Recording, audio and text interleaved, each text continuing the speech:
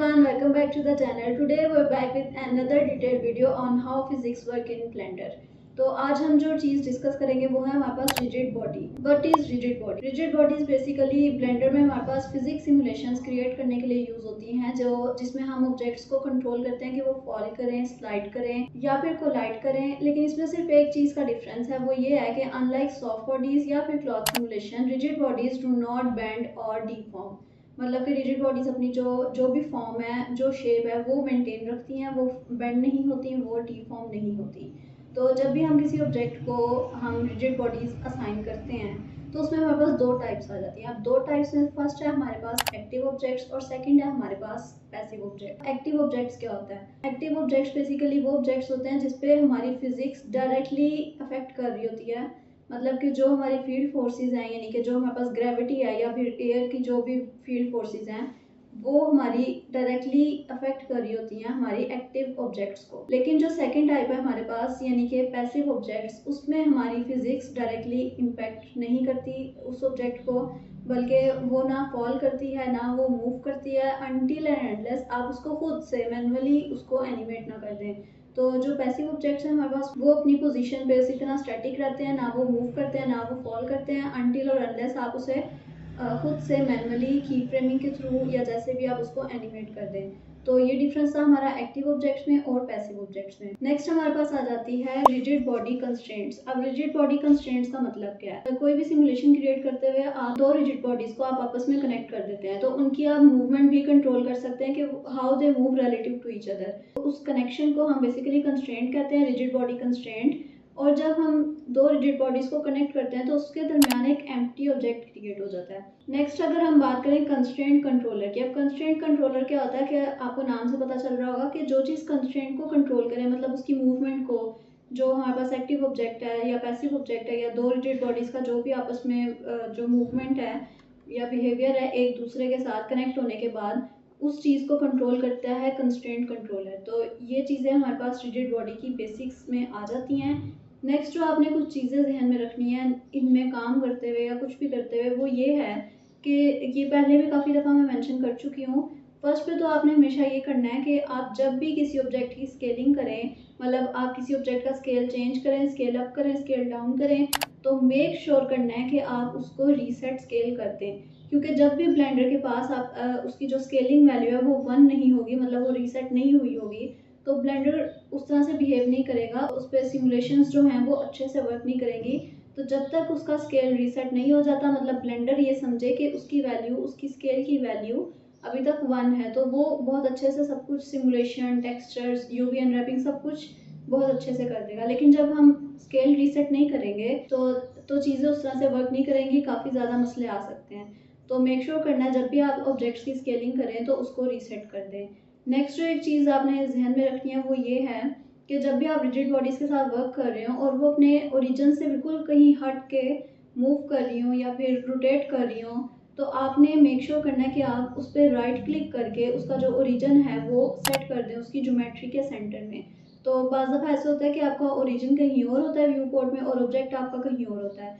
तो आपने क्या करना है, उस ऑब्जेक्ट पे राइट क्लिक करके सेट ओरिजिन की ऑप्शन पे आगे आपने उसको सेट कर देना है सेट ओरिजिन टू ज्योमेट्री.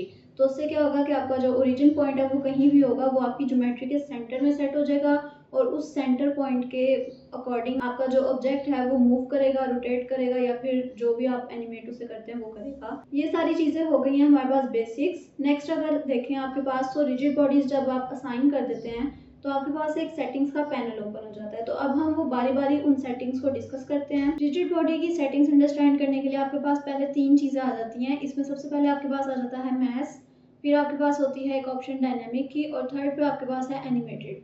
अब इन तीनों चीज़ों का मतलब क्या है? मैस बेसिकली क्या होता है कि आपका जो रिजिड बॉडी है, आपका जो ऑब्जेक्ट है, उसका मैस कितना है, उसका वेट कितना है. तो इस वैल्यू से आप बेसिकली यू टेल ब्लेंडर कि आपका ऑब्जेक्ट का वेट क्या है, तो वो उसी हिसाब से उसको मूव करता है या उसे रोटेट करता है, एनिमेट करता है. तो अगर आपकी मैस की वैल्यू कम होगी तो मतलब ज़ाहिर है उसका भी ऑब्जेक्ट का वेट भी कम होगा, तो ब्लेंडर क्या करेगा, उसको ईजिली मूव करेगा, वो कहीं भी ईजिली एनिमेट हो जाएगा, रोटेट हो जाएगा, मूव हो जाएगा. लेकिन अगर आपके ऑब्जेक्ट की जो मैस वैल्यू है वो हाई होगी, तो इसका मतलब है कि ऑब्जेक्ट हैवी है हमारे पास, तो वो मूव करना भी मुश्किल होगा और वो रोटेट करना भी मुश्किल होगा। ज़ाहिर है हैवी ऑब्जेक्ट है तो उसे थोड़ा सा टाइम लगेगा एनिमेट होने में। नेक्स्ट अगर आप देखें वहाँ पे हमारे पास ऑप्शन है डायनेमिक की। डायनेमिक में आप बेसिकली कंट्रोल करते हैं कि आपका जो ऑब्जेक्ट है या आपकी रिजिड बॉडी है वो फिजिक्स से कितना अफेक्ट हो रही है, हो भी रही है या नहीं हो रही। तो ये चीज़ें देखने के लिए डायनेमिक हमारे पास यूज़ होता है। अगर आप डायनेमिक को एनेबल कर दें यानी कि उसे ऑन कर दें तो उससे क्या होगा कि आपका जो ऑब्जेक्ट होगा उस पर फिजिक्स टोटली अफेक्ट करेगी। मतलब कि वो आपका जो भी ऑब्जेक्ट है, रिजिड बॉडी है, वो टोटली फिजिक्स ड्रिवन होगा।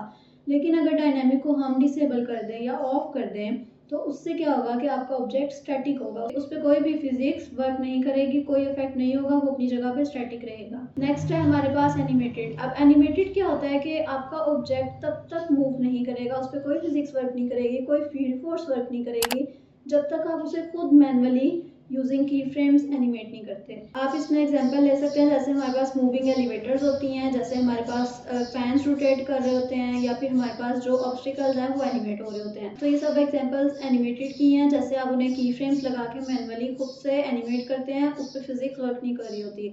अगर आप उसे एनिमेट नहीं करेंगे तो वो अपनी जगह पे स्टैटिक रहेंगे। नेक्स्ट हमारे पास है कोलेजन का पैनल। अब कोलेजन आपको नाम से पता चल रहा है, हम इसे इतनी दफ़ा डिस्कस कर चुके हैं कि आई एम श्योर आपको भी पता होगा कि जब भी एक ऑब्जेक्ट दूसरे ऑब्जेक्ट से इंटरेक्ट करता है या फिर टच करता है, स्लाइड करता है या फिर हिट करता है तो उस बिहेवियर को हम कोलिजन कहते हैं।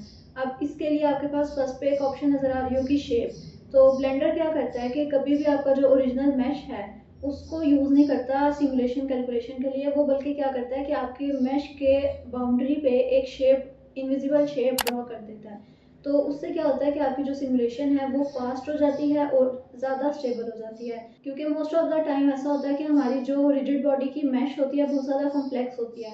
तो अगर ब्लेंडर उस ओरिजिनल मैश को यूज़ करे कोलेजन के लिए तो वो काफ़ी ज़्यादा स्लो हो जाएगी और बहुत ज़्यादा उसमें टाइम लगेगा सिमुलेशन कैलकुलेट करने में। तो इसलिए एक इनविजिबल शेप ब्लेंडर ड्रॉ कर देता है। अब वो शेप बहुत ज़्यादा सिंप्लीफाइड होती है, जैसे हमारे पास बॉक्स आ जाता है, स्फेयर आ जाता है, या हमारे पास एक कैप्सूल शेप आ जाती है या सिलेंड्रिकल शेप आ जाती है। तो ये शेप्स ब्लेंडर यूज करता है। नेक्स्ट आप देखें तो आपके पास एक सोर्स की ऑप्शन है। तो सोर्स क्या होता है, ब्लेंडर को आप इस ऑप्शन के थ्रू बेसिकली बताते हैं कि वो जो ऑब्जेक्ट का जो आउटलाइन है या बाउंड्री है वो ऑब्जेक्ट की ओरिजिनल मैश है या मॉडिफायर्स है या क्या चीज़ है। तो इसके लिए आपके पास तीन आगे ऑप्शंस हैं। सबसे पहले आपके पास है एक बेस, फिर आपके पास है डीफॉर्म और फिर लास्ट पे थर्ड जो है वो है फाइनल। अब बेस में क्या होता है कि बेस अगर आप सेलेक्ट करें तो जो उसकी ओरिजिनल मैश होती है ऑब्जेक्ट की, ब्लेंडर वो यूज़ करता है कोलेजन के लिए। लेकिन अगर आप सेकंड ऑप्शन जो कि है डीफॉर्म, आप उसको सेलेक्ट करें तो उससे क्या होगा कि जो आपके मॉडिफायर्स अप्लाई हुए होंगे, आपकी जो मैश पे मॉडिफायर्स अप्लाई होंगे, ब्लेंडर उनको यूज़ करेगा फॉर कोलेजन। अब वो कोई भी मॉडिफायर्स हो सकते हैं। आपकी जो मैश डीफॉर्म हो जाती है मॉडिफायर अप्लाई करने के बाद, जैसे इसमें आर्मेचर मॉडिफायर है, सब डिवीजन मॉडिफायर है या लैटिस मॉडिफायर है, तो इन डिफॉर्मेशंस को और उस मॉडिफायर को इकट्ठे कैलकुलेट करता है, मतलब इकट्ठा उनको यूज़ करता है फॉर द कोलेजन। थर्ड आपके पास है फाइनल। अब फाइनल में क्या होता है कि आपकी जो फुली प्रोसेस्ड मैश होती है, यानी उसकी सारी डिफॉर्मेशन, उसके सारे मॉडिफायर्स, उन सबको प्रोसेस करके जो फाइनल एक आपका रिजल्ट होता है, blender uses that for collagen. तो ये तीन ऑप्शंस आपके पास हैं, आप इसमें से कोई भी सिलेक्ट कर सकते हैं, चाहे आप ओरिजिनल मैश के साथ चलें या फिर मॉडिफायर्स के साथ, या फिर एक फुली प्रोसेस्ड आप उसकी डिफॉर्मेशंस और मॉडिफायर्स को मिला के चलें। It's up to you. Next आपके पास है surface response tab. Surface response tab में आपके पास दो ऑप्शंस हैं। सबसे पहले आपके पास है फ्रिक्शन, फिर है बाउंसीनेस। अब फ्रिक्शन का आई होप आपको अब तक पता चल गया होगा, लास्ट वीडियो में भी मैंने काफ़ी एक्सप्लेन किया था। फ्रिक्शन बेसिकली क्या होता है कि जब एक ऑब्जेक्ट दूसरे ऑब्जेक्ट से कोलाइड कर रहा है तो वो उस कोलिजन में कितना रेजिस्ट कर रहा है कि वो स्लाइड ना करे।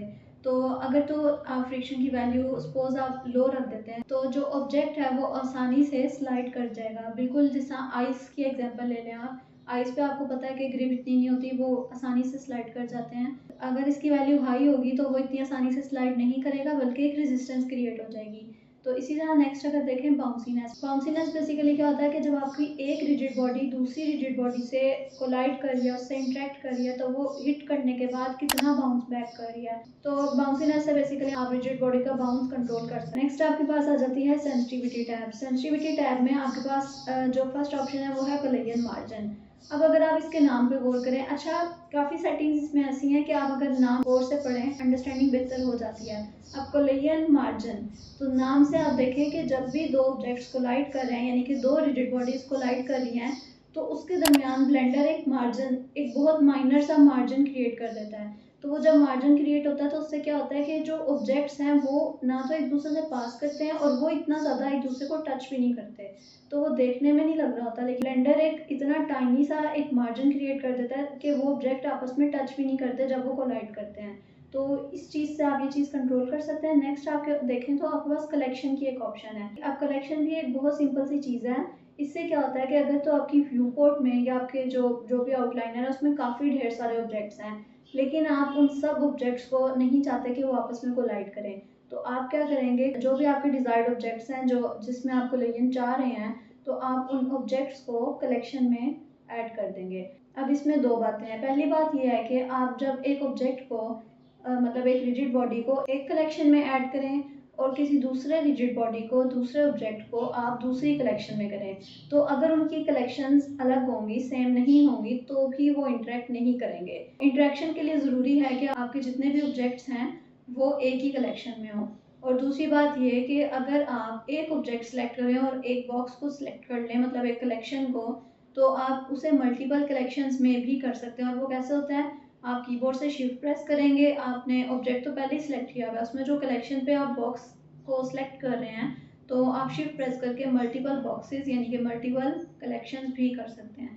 तो ये दो बातें आपने जहन में रखनी है कि एक तो अगर आप इंटरेक्शन चाह रहे हैं ऑब्जेक्ट्स का तो उनको सेम कलेक्शन में रखना है, दूसरा ये कि आप एक ऑब्जेक्ट को मल्टीपल कलेक्शंस में असाइन कर सकते हैं। नेक्स्ट आप देखें तो आपके पास डायनामिक्स की ऑप्शन है। अब डायनामिक्स में बेसिकली यही होता है कि आपकी जो रिजिड बॉडीज़ हैं वो उन पे आपकी जो फिजिक्स है वो कितना असर कर रही है या फिर असर नहीं कर रही। तो ये दोनों कंडीशंस इसमें यूज़ होती हैं अगर आप डायनामिक्स एनेबल कर दें। अभी मैंने इसे पहले भी एक्सप्लेन किया था कि अगर आप डायनामिक्स एनेबल कर दें तो जो आपकी फिजिक्स है वो टोटल उस पर अफेक्ट करेगी, लेकिन अगर आप इसे डिसेबल कर दें यानी कि डायनामिक्स को ऑफ कर दें तो आपकी जो ऑब्जेक्ट है वो स्टैटिक हो जाएंगे, उन पर कोई भी चीज़ असर नहीं करेगी। नेक्स्ट आप देखें तो आपके पास दो ऑप्शंस हैं। अब इसमें डैम्पिंग ट्रांसलेशन है और डैम्पिंग रोटेशन है।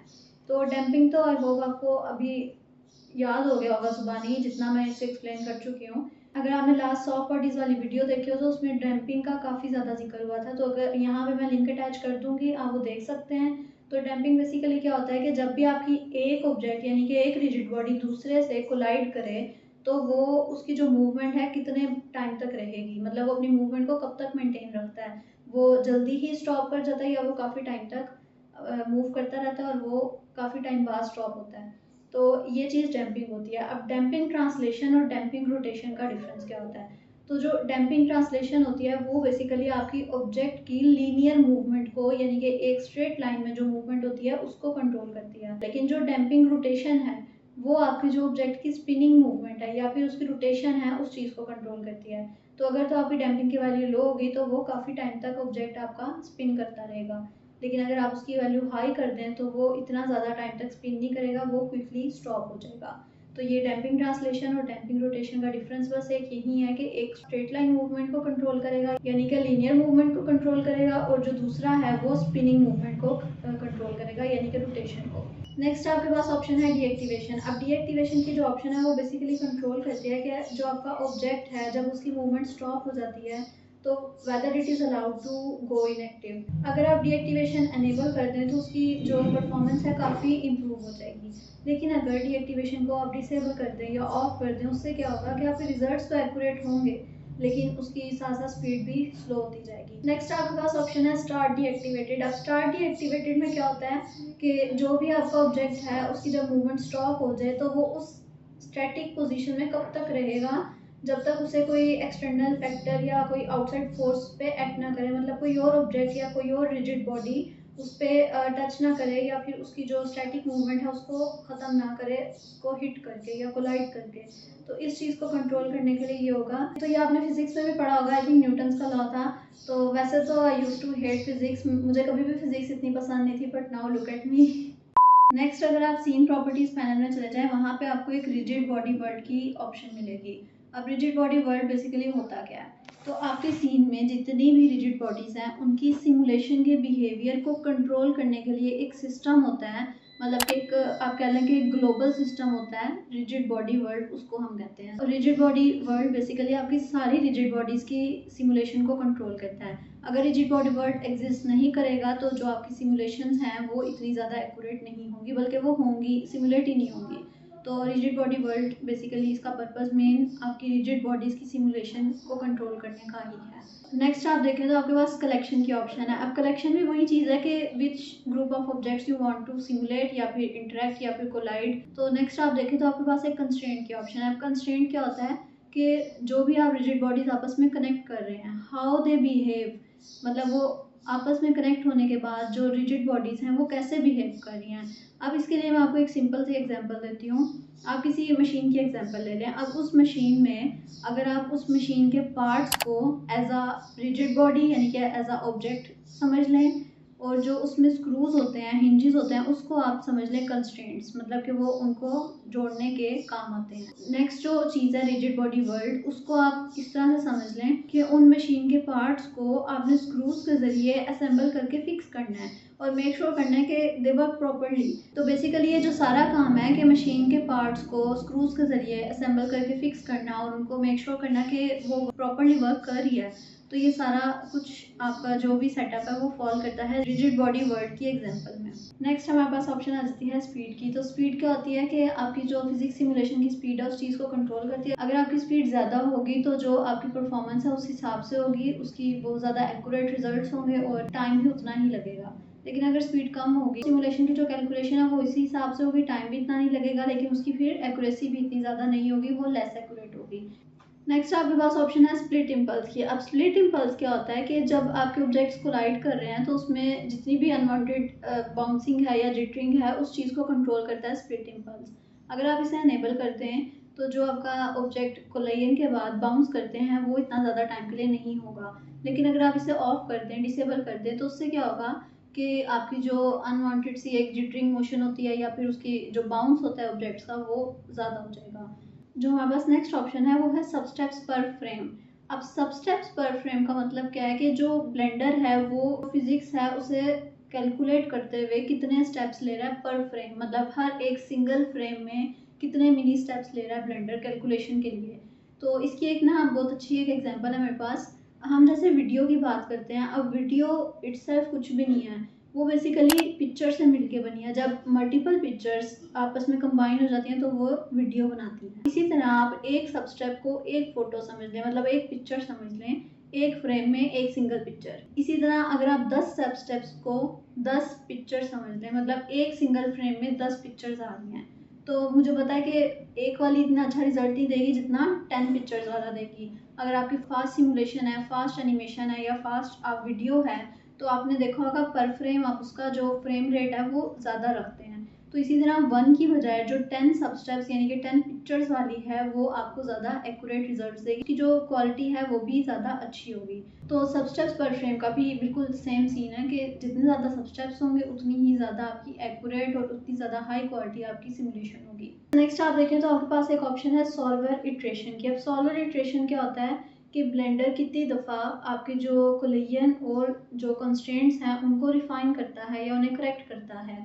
अगर आपकी जो इटरेशन वैल्यू है लो होगी, उससे क्या होगा कि आपकी जो ब्लेंडर इतनी दफ़ा उसको करेक्ट नहीं करेगा, रिफाइन नहीं करेगा, तो आपके पास जो रिजल्ट्स हैं वो इतने एक्यूरेट नहीं होंगे, लेकिन उसमें जो टाइम है वो इतना ज़्यादा नहीं लगेगा। इसी तरह अगर आप इटरेशन की वैल्यू हाई रख दें, उससे क्या होगा कि जो ब्लेंडर है वो काफ़ी दफ़ा मतलब मल्टीपल टाइम्स उसको आपके कोलिजन्स को कंस्ट्रेंट्स को रिफाइन करेगा या करेक्ट करेगा, तो जो आपका रिजल्ट है उतना ही ज़्यादा एक्यूरेट होगा और टाइम भी उतना ही ज़्यादा लगेगा। अब इसके लिए बहुत ज़्यादा एक इंटरेस्टिंग मेरे पास एग्जांपल है। आप प्रूफ रीडिंग के एग्जांपल ले लें। कोई भी राइटिंग है आप उसको प्रूफ रीड कर रहे हैं, आप उसको एक दफ़ा प्रूफ रीड करते हैं तो अभी थोड़ा बहुत मार्जिन है कि उसमें कोई गलती रह जाए, लेकिन अगर आप उसी राइटिंग को 10 दफ़ा, ज़्यादा दफ़ा 20 दफ़ा प्रूफ रीड करें तो वो जो आपका रिज़ल्ट है, फाइनल रिज़ल्ट है, वो बहुत ज़्यादा एक्यूरेट होगा विदाउट एनी एरर और मिस्टेक।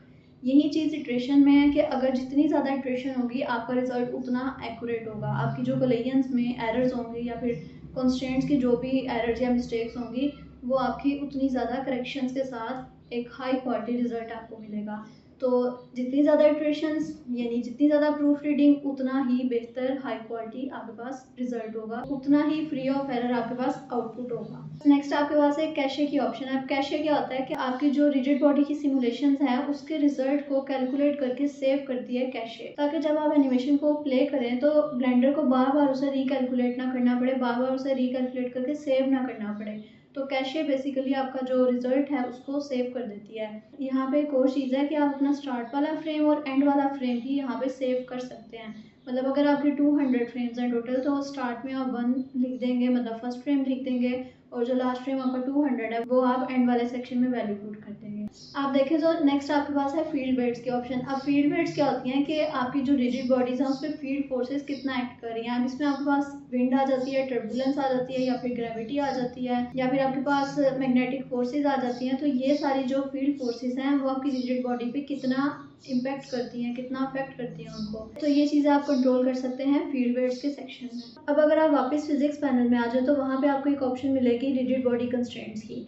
तो रिजिड बॉडी कंस्ट्रेंट्स बेसिकली एक सिस्टम है जो आपकी रिजिड बॉडीज को आपस में कनेक्ट करता है। It also controls relative movement, उनकी जो आपस में मतलब कनेक्ट होने के बाद जो उनकी मूवमेंट होती है ऑब्जेक्ट्स की, उस चीज़ को भी कंट्रोल करता है। इसमें जब भी आप कोई कंस्ट्रेंट क्रिएट करते हैं, मतलब कि आप दो रिजिड बॉडीज को कनेक्ट करते हैं, और जो कंस्ट्रेंट क्रिएट होता है तो उसकी आगे से फर्दर आपके पास 8 टाइप्स आ जाती हैं। टाइप्स आपको यहाँ पे स्क्रीन पे नज़र आ रही होंगी। इसमें जो सबसे फर्स्ट टाइप है वो आपके पास फिक्स्ड है। फिक्स में क्या होता है कि जो आपके दो ऑब्जेक्ट्स हैं, दो रिजिड बॉडीज़ हैं, वो आपस में इस तरह से कनेक्ट हो जाती हैं, लॉक हो जाती हैं कि जिस तरह आपने समझ लो उन्हें ग्लू किया हुआ हो या फिर वेल्ड किया हुआ हो, तो वो इस तरह से आपस में लॉक हो जाती हैं। वो दो सेपरेट ऑब्जेक्ट्स नहीं रहते बल्कि वो एक सिंगल ऑब्जेक्ट बन जाता है। वो इस तरह से बिहेव करती हैं। नेक्स्ट जो आपके पास टाइप है वो है पॉइंट। अब पॉइंट में क्या होता है कि it fully supports the rotation of the object, लेकिन उसका जो एक पॉइंट होता है, उसका जो एक कनेक्शन होता है वो फिक्स्ड होता है। आप इसमें एक पेंडुलम की एग्जांपल ले सकते हैं, या आप एक हैंगिंग बॉल की एग्जांपल ले सकते हैं। अब जैसे पेंडुलम में होता है कि उसका जो एक जो पॉइंट होता है, कनेक्शन पॉइंट होता है, वो फिक्स्ड होता है, लेकिन जो पेंडुलम है बैक एंड फोर्थ इस तरह से मूव कर रहा होता है। उसका जो कनेक्शन पॉइंट है वो फिक्स्ड है और उसकी रोटेशन बिल्कुल फ्री है। तो ये चीज़ अचीव कर सकते हैं आप यूजिंग द पॉइंट टाइप। अब नेक्स्ट जो आपके पास ऑप्शन है वो है हिंज। हिंज भी बहुत ज़्यादा सिंपल है। ये क्या होता है कि आपके ऑब्जेक्ट को अलाउ करता है सिर्फ एक सिंगल एक्सिस के अलॉन्ग रोटेट करना। आप इसमें एक एग्जांपल ले सकते हैं डोर की। अब डोर जो है वो ओपन और क्लोज होता है, तो वो भी एक सिंगल एक्सिस के अलॉन्ग रोटेट कर रहा होता है। वो किसी एक से ज़्यादा एक्सिस के अलॉन्ग ना तो रोटेट करता है ना मूव करता है। आप देखेंगे वो एक उसका एक पिवट पॉइंट होता है, उसी एक सिंगल एक्सिस के अलॉन्ग जब आप डोर को ओपन या क्लोज करें तो वो रोटेट करता है। नेक्स्ट इसी तरह आपके पास एक स्लाइडर की टाइप आ जाती है। स्लाइडर क्या होता है, जैसे हमारे पास जो हिंज था वो रोटेशन को कंट्रोल कर रहा था सिंगल एक्सिस के अलॉन्ग, इसी तरह जो हमारे पास स्लाइडर है वो आपकी मूवमेंट को कंट्रोल करेगा अक्रॉस अ स्ट्रेट लाइन। अब इसमें आप एग्जांपल ले सकते हैं एलिवेटर की, जिसका वो नीचे से ऊपर मतलब एक स्ट्रेट लाइन में मूव कर रही होती है। इसी तरह आप एक एग्जांपल ले सकते हैं ड्रॉअर की। अब ड्रॉअर जब आप ओपन करें, मतलब इस तरह से खोलें उसको, तो वो फॉरवर्ड मूव करता है, और जब आपने ड्रॉअर को बंद करना हो तो इस तरह से आप उसे पुश करते हैं तो वो बैकवर्ड मूव करता है। तो उस बैकवर्ड फॉरवर्ड मतलब कि वो एक स्ट्रेट लाइन के अलॉन्ग मूव कर रहा है, उसके अलावा वो कहीं मूव नहीं कर रहा। तो ये जो एक स्ट्रेट लाइन के अलॉन्ग मूवमेंट होती है, you can achieve this by using the slider type. अब आपके पास जो नेक्स्ट टाइप है वो है पिस्टन। अब पिस्टन एक सिंगल कंस्ट्रेंट नहीं है बल्कि वो एक सेटअप होता है। इस सेटअप को क्रिएट करने के लिए दो टाइप्स के आपको कंस्ट्रेंट्स चाहिए होते हैं, जिसमें एक आ जाता है आपके पास स्लाइडर और दूसरा आ जाता है आपके पास हिंज। अब इन दोनों को कंबाइन करके आप पिस्टन का रिजल्ट अचीव कर सकते हैं। अब जो हिंज होगा वो आपका एक तरह से रोटेटिंग सोर्स होगा, और जो आपका स्लाइडर होगा वो आपकी जो एक सिंगल लाइन में मूवमेंट होती है उस चीज़ को कंट्रोल करेगा। तो ये जो दोनों कंस्ट्रेंट्स हैं हिंज और slider, they can work together, लेकिन ये एक सिंगल कंस्ट्रेंट में मर्ज नहीं हो सकते। तो आप पिस्टन जो सेटअप है वो अचीव कर सकते हैं using the both constraints slider और हिंज, लेकिन आप इसे कभी भी कंबाइन नहीं कर सकते इनटू अ सिंगल कंस्ट्रेंट। तो इसीलिए जो पिस्टन है आप उसे एज अ सिंगल कंस्ट्रेंट नहीं देखते बल्कि आप उसको एज अ सेटअप देखते हैं, क्योंकि it's usually made up of 2 constraints.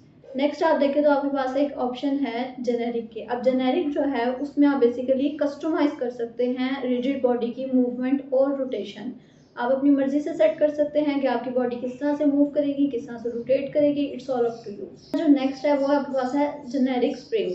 अब जेनेरिक स्प्रिंग में बेसिकली जो दो ऑब्जेक्ट्स हैं, दो रिजिड बॉडीज हैं, वो इस तरह से बिहेव करती हैं जैसे आपने उनको एक स्प्रिंग से अटैच किया हुआ है। तो जब आप उसे कंप्रेस करें या फिर आप उसे स्ट्रेच करें या फिर वो बाउंस हो, they get back to their original position. मतलब वो इस तरह से स्प्रिंग से अटैच होती हैं कि चाहे वो कंप्रेस हो या स्ट्रेच हो, वो अपनी जो ओरिजिनल पोजीशन थी उस पर वापस आ जाएं। अब इसमें जो लास्ट टाइप आ जाती है वो है हमारे पास मोटर।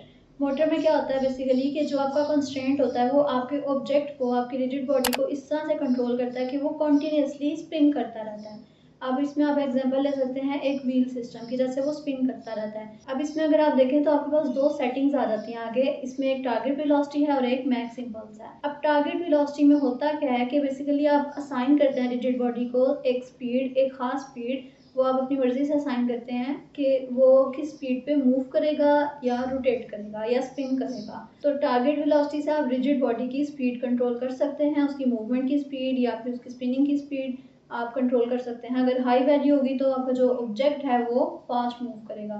इसी तरह अगर लो वैल्यू होगी तो ऑब्जेक्ट की मूवमेंट इतनी ज़्यादा फास्ट नहीं होगी।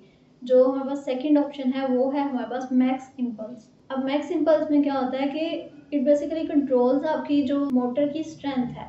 अगर मैक्स इम्पल्स की वैल्यू हाई होगी तो इसका मतलब है कि आपकी मोटर उतनी ज़्यादा स्ट्रांगली मूव करती रहेगी। लेकिन अगर आप इसकी वैल्यू लो कर देंगे तो उसकी मूवमेंट इतनी अच्छी नहीं होगी, वो लोड में इतना ज़्यादा अच्छा वर्क नहीं कर सकेगी, ना उसकी मूवमेंट इतनी स्मूथ होगी और उसकी स्पीड भी कम हो जाएगी। तो ये सारी टाइप्स थी हमारे पास कंस्ट्रेंट्स की। जब भी आप दो रिजिड बॉडीज को कनेक्ट करते हैं उसमें जो कंस्ट्रेंट क्रिएट होता है वो सारी टाइप्स हमने कवर कर ली हैं। So these are all the settings that are involved in making a rigid body. अब मुझे पता है कि काफ़ी ज़्यादा कॉम्प्लेक्स है, थ्योरी सुनने में बोरिंग लगती है, समझ नहीं आती, लेकिन ट्रस्ट मी अगर आप इसे एक दफ़ा गौर से सुने, आप नोट डाउन करें पॉइंट्स को, तो जब आप करेंगे, जब आप इन सेटिंग्स को इम्प्लीमेंट करेंगे, अप्लाई करेंगे अपने रिजिड बॉडी पे, तो आपको खुद समझ आने लग जाएगी कि किस सेटिंग का क्या पर्पस है और ये किस तरह से वर्क करती है। तो चीज़ें आपके लिए उतनी ज़्यादा आसान होती जाएंगी। आई होप आपके लिए वीडियो इतनी ही यूजफुल रही होगी। अगर आपको वाकई वीडियो अच्छी लगी, आपको समझ आई है, कुछ आपने सीखा है, don't forget to like, share and subscribe. I will see you in the next one.